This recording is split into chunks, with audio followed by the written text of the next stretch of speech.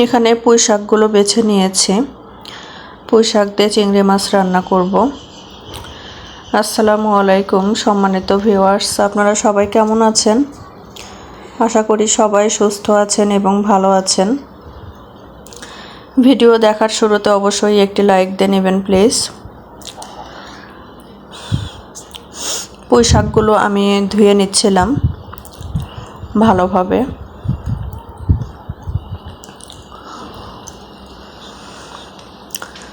আজকেই প্রথম যারা আমার ভিডিওটি দেখছেন, যদি ভিডিওটি থাকে তাহলে অবশ্যই চ্যানেলটিকে সাবস্ক্রাইব করে পাশে থাকা বেল আইকনটিতে ক্লিক করে অল বাটন প্রেস করে রাখবেন। আর যারা অলরেডি আমার চ্যানেলটিকে সাবস্ক্রাইব করেছেন তাদেরকে অসংখ্য ধন্যবাদ।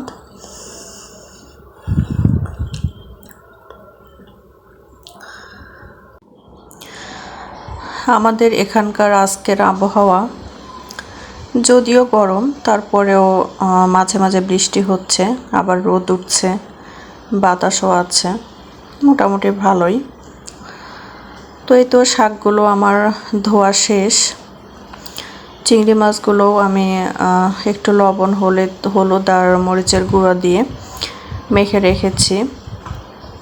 আর কড়াইয়ে আমি সব মশলার উপকরণগুলো নিয়ে নিয়েছি।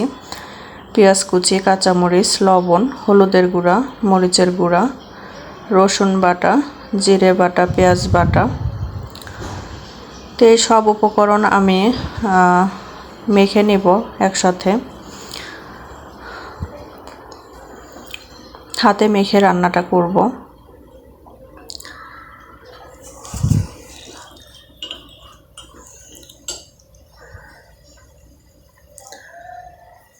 এর মধ্যে আমি পরিমাণ মতো তেল দিয়ে দিচ্ছি।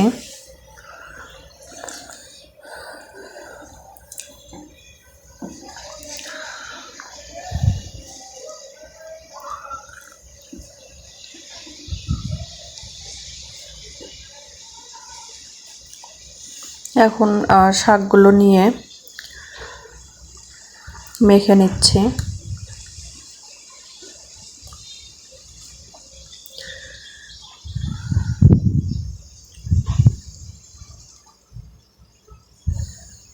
হাতে মাখা তরকারিটা ভালোভাবে মশলাগুলোর সাথে সবজি ভালোভাবে মেখে না নিলে ভালো লাগে না তেমন।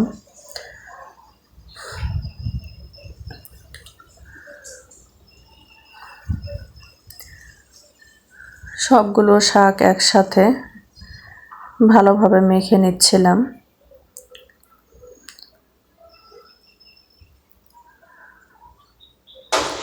যারা আজকেই প্রথম আমার ভিডিওটি দেখবেন আর আমার চ্যানেলটিকে সাবস্ক্রাইব করবেন, তারা অবশ্যই আমাকে একটু জানিয়ে যাবেন। তাহলে আমিও 24 ঘন্টা পর ইনশাল্লাহ আপনাদের চ্যানেলটি ভিজিট করব, প্লাস আপনাদের চ্যানেলটিকে সাবস্ক্রাইব করে পাশে থাকব। তো শাকগুলো মাখানোর শেষে আমি চিংড়ি মাছগুলো দিয়ে দিলাম। এখন এগুলো মিশিয়ে আমি পরিমাণ মতো পানি দিয়ে দিব।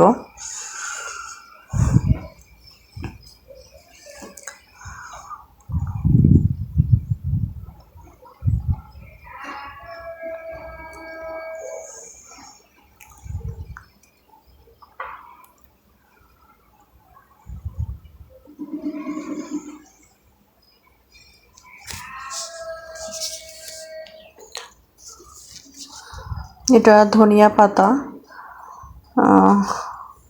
ফ্রিজে রাখা ছিল, তো এটাই আমি তরকারিতে একটু দিয়ে দিলাম।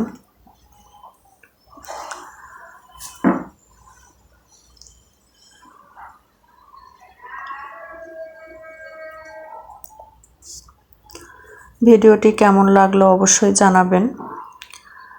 আর আজ এই পর্যন্তই। পরবর্তী ভিডিও দেখার আমন্ত্রণ জানিয়ে শেষ করছি। সবাই সুস্থ থাকবেন, ভালো থাকবেন, আমার জন্য দোয়া করবেন। আল্লাহ হাফেজ।